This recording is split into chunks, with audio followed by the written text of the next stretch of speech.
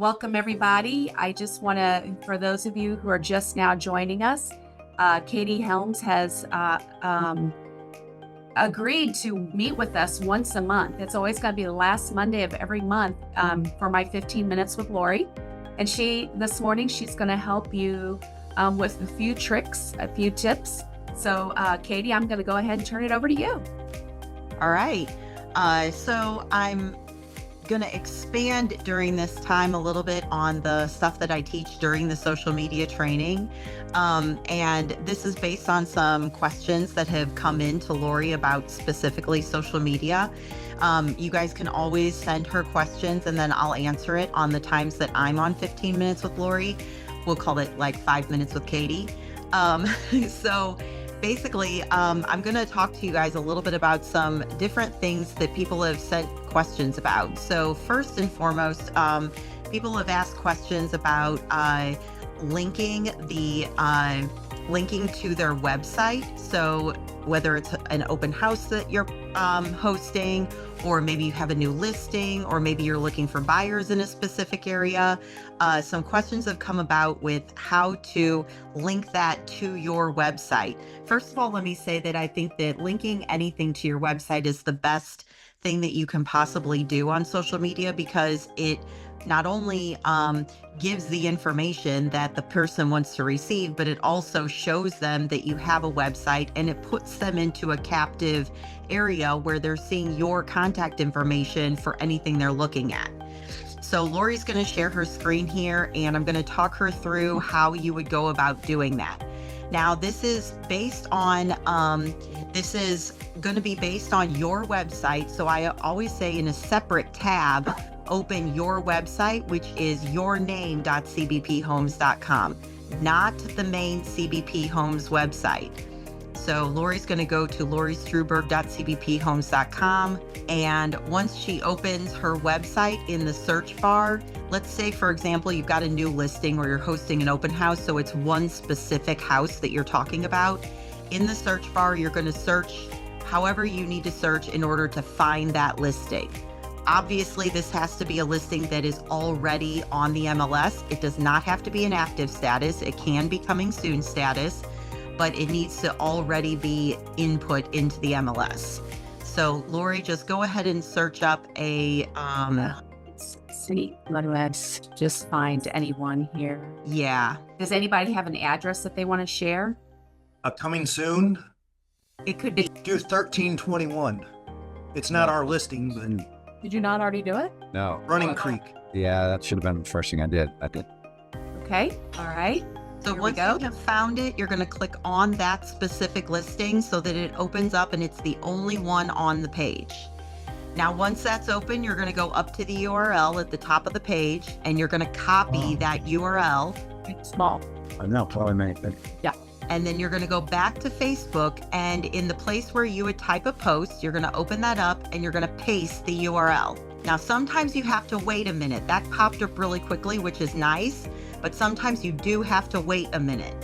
Once that photo of the house comes up, you can go ahead and delete that URL because it's kind of ugly, and you can type whatever you want to type about that specific listing. You can type the information that is, I recommend the information that is not going to change.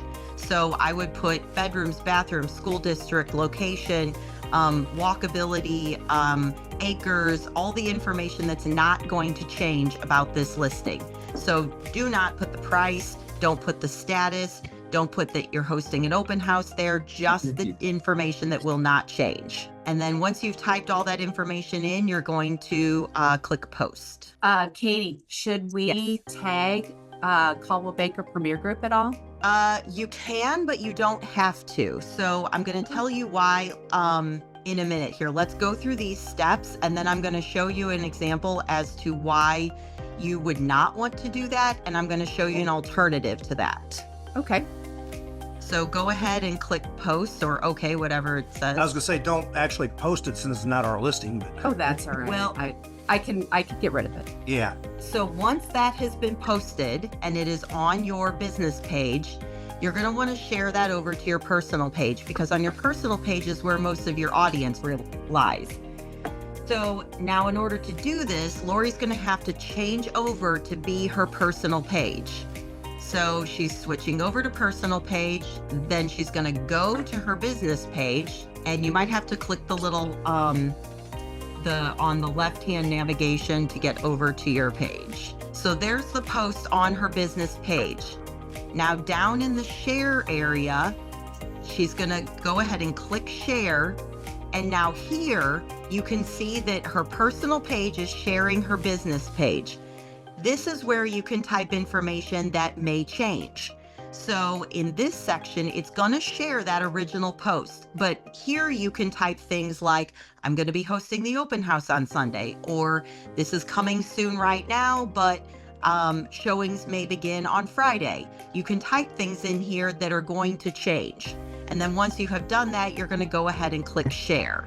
Lori, you don't really have to type anything if you don't want to, just for the example to make it easier. Okay. So now, Lori, if you would hop over to your personal page so they can see what that looks like. It may not have, yeah, you might have to refresh. Here so it is. Yeah. There it is.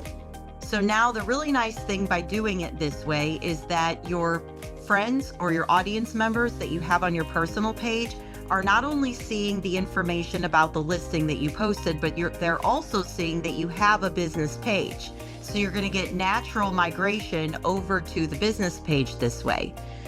Lori asked the question, do you want to tag the broker when you're making this post? And the answer is yes or no.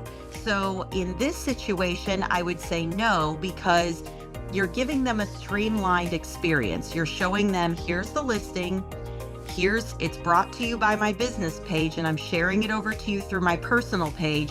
Adding another page in the mix there is just going to get confusing, in my opinion, because our brains are trained that when we see a link, such as a link to to another page, like the broker page, we automatically go there, and the information about this property is not there. It's on your business page. So from a streamlined strategy approach, I would say in this situation not to tag the broker page. But while you're over here on your personal page, Lori, Yeah. I will tell you that there is a situation where you could tag the broker page. So do a separate post, like start a new post, Lori. And here, let's say, for example, you want to say something like, I was listing agent of the month or something like that. And you're talking about your business in that regard. And obviously that is something that doesn't have a listing attached to it. So you're not linking to your website. You can then link to the broker page because the broker page is going to have that congratulations on their page. So in that situation, you would use the @ symbol and you would type Coldwell Banker Premier Group. It'll give a drop down and you'll select the broker page on that drop down. And then once you've done that, you'll see that it'll be highlighted in blue, meaning it is a link. And in that situation, it's linking over to the page. Did it pick up, Lori? Oh, You want to type it with there it did you is. click? Here. Here's Okay. is that us? Yeah. But it won't, if I do the @ sign, it doesn't pull up. Oh, it doesn't? No. It should, but you Oh, don't here it click is. Here it is. spaces. Here it is. Okay. I found it, but then it takes the @ sign out. Yes. Click. Yes, that's true. So as long as it's highlighted in blue, it's a live link. Now Okay. you can do this, like in this situation, you're linking to the broker page. You can also do this where you're linking to your business page. So put a space, Lori, and type a few more words just to demonstrate that you can add another one. And then put @ and link it to your business page. So in that situation, you would put @ I think your business page is Lori Struberg Realtor. And so there you've got a link to your business page. So different situations call for different needs. But if you have one where you can link it to your website, I always recommend linking it to your website. But when you don't have something that's linked to your website, you can always link it to your business page using this method, or the broker page using this method. And then, Lori, depending on what you can go ahead and post it and people can see what the what it looks like. So there it is right there. You can hover over it and see the page, or you can click on it and it'll take you directly to that other page. So depending on what you're posting about, that's a really good tool to use. Another thing I want to point out, so when we were going through the steps of linking this to the website, before it allowed the post to be shared over, it asked, do you want to boost this post? And this is a question that I it gets a lot of talk, because boosting is something that everybody has heard of, but not a lot of people understand how it works. So back when Facebook and other social media platforms were in their early stages, boosting was the only way that you could pay money and get your posts into the feed of other people, because you're paying to get it there. But what people don't understand is that by doing that the success of that boost is based on the prior success of the post.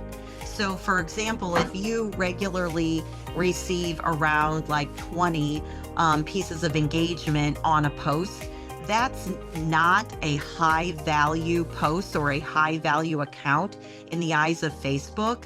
It may be high value to you, and that's great if you're growing your page doing that, but boosting is a comparative strategy. So it's comparing your account to all the other accounts that are boosting out there.